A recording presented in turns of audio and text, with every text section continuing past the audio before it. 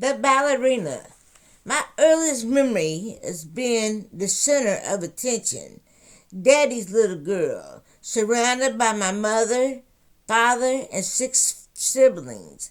I felt like I was a queen sitting on a throne. I remember laughter and dancing. That was just one side of the coin.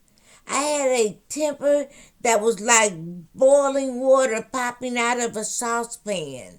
Anyone who would be near it would be touched by hot splatters. The whispering echoed, "She's just like her father. She looks like him and she acts like him." Oh, how I loved my daddy.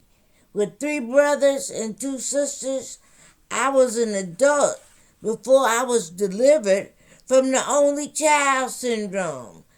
We had fun huddled around the 12-inch black and white television, singing Popeye the Sailor Man as my father yelled up the stairs, "Turn that set to National Geographics."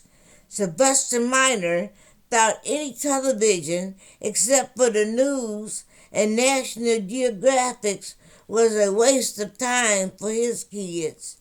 At Christmas, when we all got together, he stumbled around in a circle boasting and beating his chest. None of the minor children are average. That foolishness is for the average. Though none of us lived up to our potential, we believed in his rantings. My mother was somewhat invisible. Although gone, I don't know any of her opinions. Being a Democrat was important to her. Holding the office of precinct executive at the voting polls was one of the highlights of her life. She had her own beauty salon and was a private duty nurse on the weekends. If she had opinions, they were not spoken. Her voice was overshadowed by the Wizard of Oz. Dead. We had lots of things in the 60s. When blacks were singing "We Shall Overcome," we had things that our neighbors didn't. So I thought.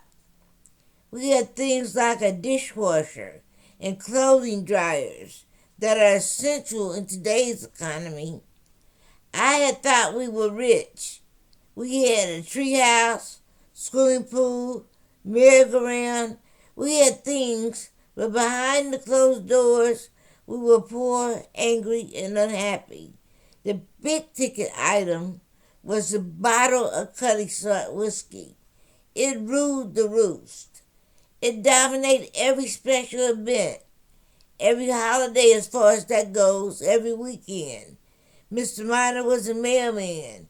He was committed to his job.